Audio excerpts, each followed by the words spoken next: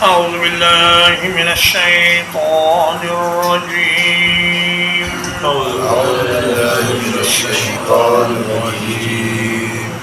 بسم الله الرحمن الرحيم.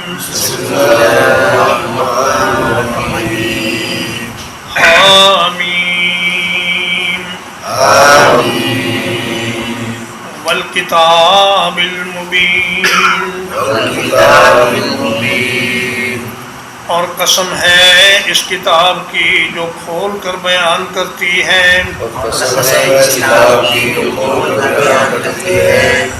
انا جعلناہ قرآنا عربیا.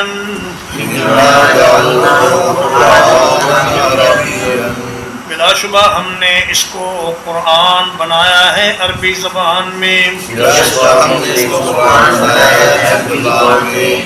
لعلکم تعقلون. تاکہ تم اسے سمجھو. وَإِنَّهُ فِي أُمِّ الْكِتَابِ لَدَيْنَا.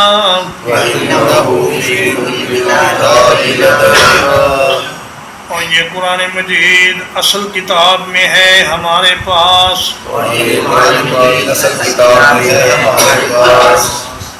لعلی حکیم.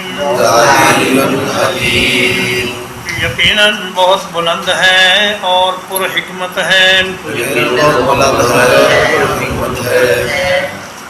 سورۃ الزخرف اس کا نمبر ترتیب تلاوت کے اعتبار سے 43 ہے اور ترتیب نزول کے اعتبار سے 63 ہے. اس میں 89 آیات ہیں اور 7 رکوعات ہیں. یہ سورۃ الشورى کے بعد متصلاً نازل ہوئی اور اسی لیے اس کو قرآن مجید میں بھی سورۃ الشورى کے فوراً بعد رکھا گیا ہے. یہ مکی دور کی صورت ہے جب نبی کریم صلی اللہ علیہ وسلم کے خلاف کفار کی سازشیں عروج پر تھیں اور ان کا تشدد اور ظلم و ستم اپنی انتہا کو پہنچا ہوا تھا. تو اس وقت یہ سورہ کریمہ نازل فرمائی گئی. الزخرف کا معنی ہے سونا. اس سورت کی آیت نمبر 35 میں چونکہ سونے کا ذکر ہے اس لیے اسی پر اس کا نام رکھ دیا گیا. جز بول کر کل مراد لینا یہ عربوں میں معروف ہے. حامیم یہ حروف مقطعات میں سے ہے اور اس کا معنی اللہ کے سوا کسی کو معلوم نہیں. والکتاب المبین اس کتاب کی قسم ہے جو بہت واضح کتاب ہے. کسی چیز کی قسم اس لیے کھائی جاتی ہے تاکہ اس کی عظمت ظاہر ہو اور سننے والے کو یقین آ جائے. اللہ کی قسم بھی اللہ کی عظمت کی وجہ سے کھائی جاتی ہے اور اس وجہ سے کھائی جاتی ہے کہ سننے والے کو بات کا یقین آ جائے.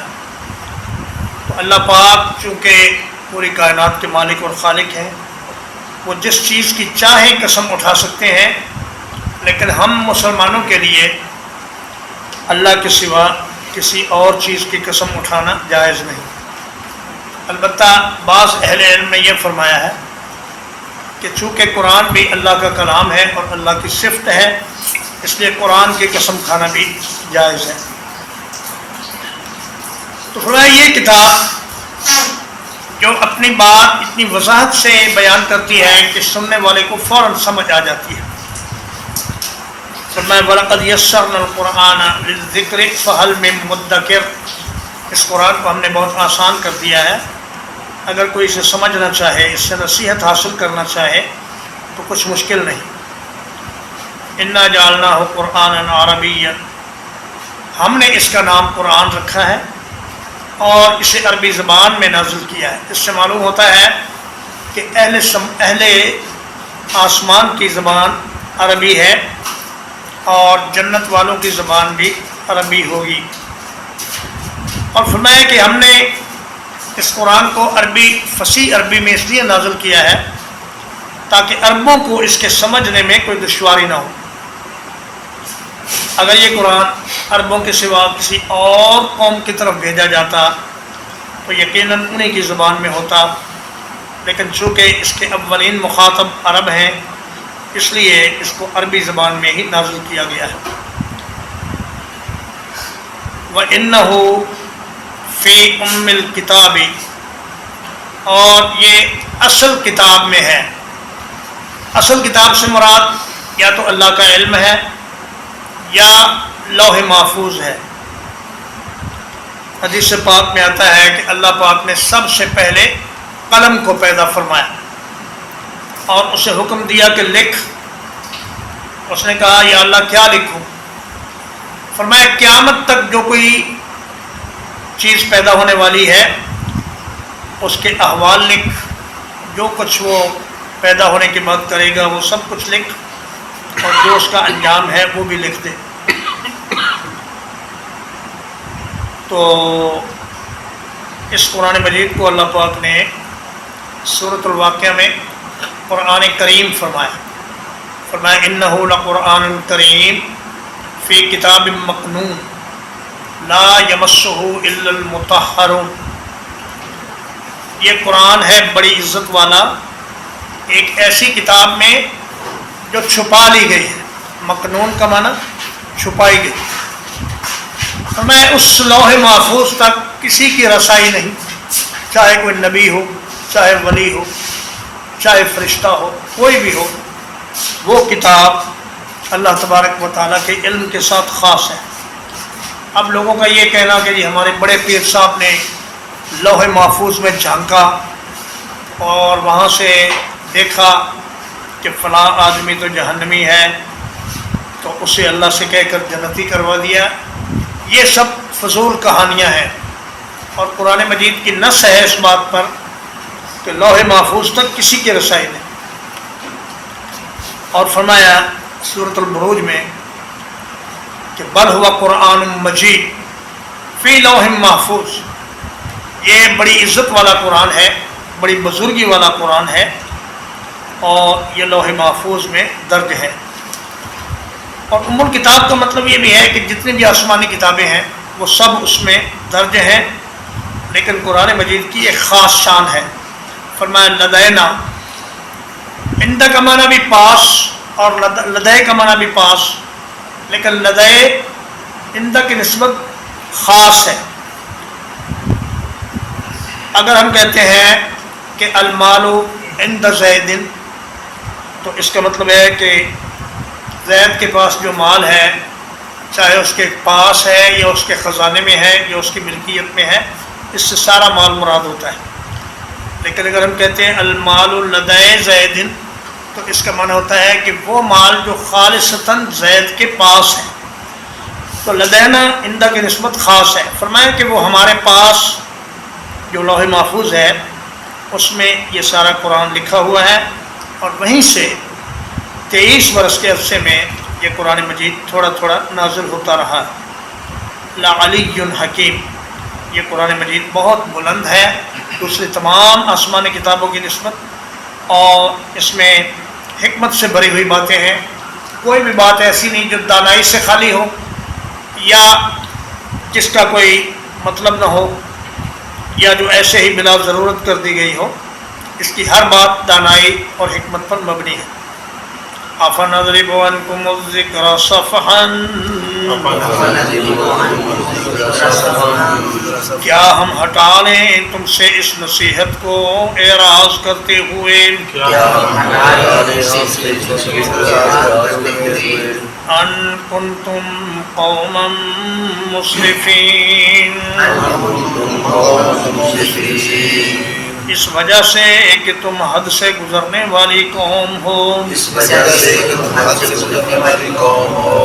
ضربہ کے بعد اگر عن کا صلہ ہو تو اس کا مطلب ہوتا ہے کسی چیز کو ہٹا لینا، اور صفحاً گردن کو موڑ لینا، اعراض کر لینا۔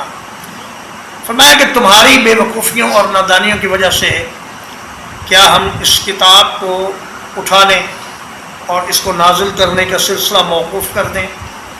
حضرت قتادہ رحمہ اللہ فرماتے ہیں کہ اگر اس کتاب کو اٹھا لیا جاتا یا اس کا نزول روک دیا جاتا تو یہ قوم عربوں کی ہلاک ہو جاتی اور تباہ و برباد ہو جاتی، مگر اللہ تعالیٰ نے رحم فرمایا اور اپنی رحمت کو جاری رکھا، کیونکہ یہ لوگ جو ایک پاک باز اور نیک سیرت انسان کی دعوت کے مقابلے میں کھڑے ہو گئے اور طرح طرح سے اس کو تنگ کرنے لگے، اور یہ چھوٹے چھوٹے سردار اس کو اذیت دینے لگے، حتیٰ کہ اس کے قتل تک کے مشورے کرنے لگے۔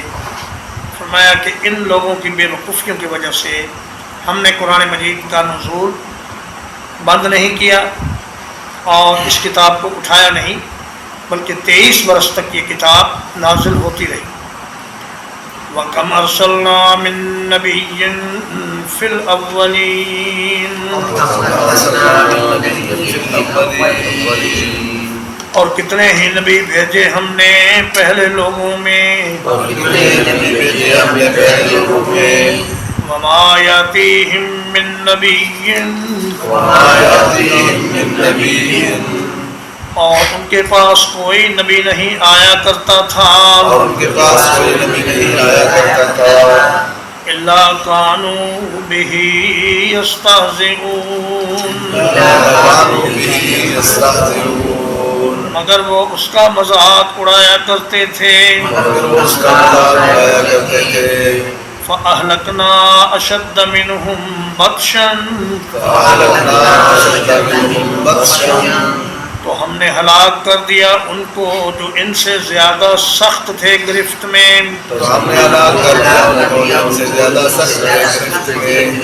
وَمَضَىٰ مَثَلُ الْأَوَّلِينَ، اور پہلے لوگوں کی مثال گزر چکی ہے۔ فرمایا اگر قوموں کی نالائکیوں کی وجہ سے نبیوں کو بھیجنے کا سلسلہ موقوف کر دیا جاتا تو پھر تو ہم کسی قوم میں کوئی نبی نہ بھیجتے، لیکن ان کی نااہلیوں کے باوجود اور ان کی زیادتیوں کے باوجود انبیاء کا سلسلہ جاری رہا، اور پہلی قوموں میں بھی اللہ پاک نے بے شمار نبی بھیجے، اور جب بھی ان کے پاس کوئی نبی آیا انہوں نے اس کا مذاق ہی اڑایا۔ اس میں نبی کریم صلی اللہ علیہ وسلم کے لیے تسلی ہے کہ اے میرے حبیب آپ گھبرائیں نہ، پریشان نہ ہو، آپ سے پہلے جتنے بھی نبی آئے سب کا مذاق اڑایا گیا اور سب کو تنگ کیا گیا، نہ آپ پہلے نبی ہیں جس کا مذاق اڑایا گیا، نہ یہ پہلی قوم ہے جو مذاق اڑا رہی ہے۔ فَأَهْلَكْنَا أَشَدَّ مِنْهُمْ بَطْشًا، ہم نے ان لوگوں کو تباہ کر دیا جو ان سے زیادہ پکڑ والے تھے اور ان سے زیادہ قوت والے تھے۔ تو یہ بیچارے مکے والے کیا چیز ہیں، ان کو ہلاک کرنا تو ہمارے لیے بہت آسان ہے، لیکن ہم نبی کریم صلی اللہ علیہ وسلم کی ذات کی وجہ سے ان پر عذاب نہیں بھیج رہے۔ وَمَضَىٰ مَثَلُ الْأَوَّلِينَ، مضا کا معنی ہوتا ہے جاری ہونا، گزر جانا۔ قرآن مجید میں پہلے لوگوں کی مثالیں گزر چکی ہیں اور ان کی کہانیاں اور ان کے قصے اور ان کی صفات لوگوں کی زبانوں پر جاری ہیں، اور عربوں کا بچہ بچہ قوم نوح اور عاد اور ثمود اور قوم لوط کے قصوں سے واقف ہے، اور وہ ایک دوسرے سے اسے بیان کرتے ہیں۔ لہٰذا یہ مکے والے بھی اس بات کو ذہن میں رکھیں کہ اگر پہلے لوگ جو ان سے بہت تگڑے تھے نبیوں کی مخالفت کی وجہ سے تباہ کر دیے گئے، تو ان کو تباہ کرنا اللہ کے لیے کچھ مشکل ہے۔ ترجمہ ایک بار، حامیم والکتاب المبین، اور قسم ہے اس کتاب کی جو کھول کر بیان کرنے والی ہے۔ انا جعلناہ قرآنا عربیا، ہم نے اسے قرآن بنایا ہے عربی زبان میں۔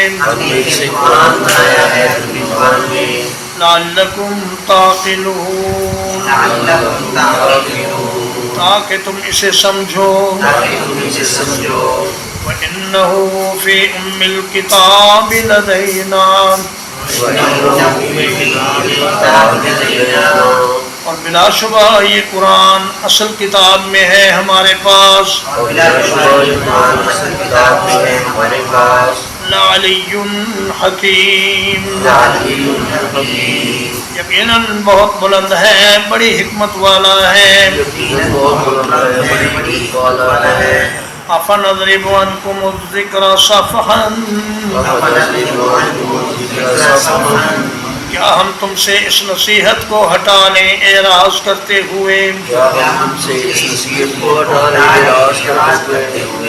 ان کنتم قوما مسرفین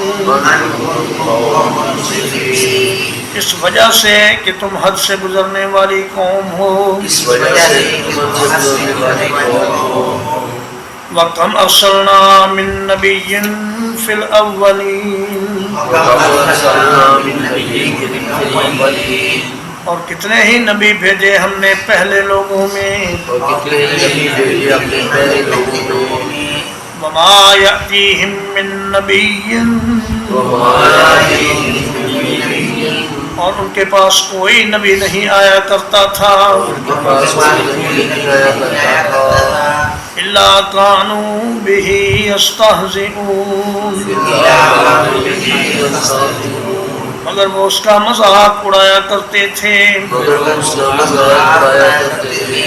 فَأَهْلَكْنَا أَشَدَّ مِنْهُمْ بَطْشًا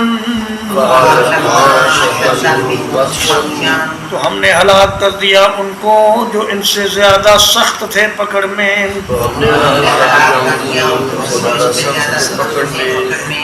وَمَضَى مَثَلُ الْأَوَّلِينَ اور پہلے لوگوں کی مثال گزر چکی ہے وصلی اللہ علیہ وسلم وآلہ وصحبہ اجمعین.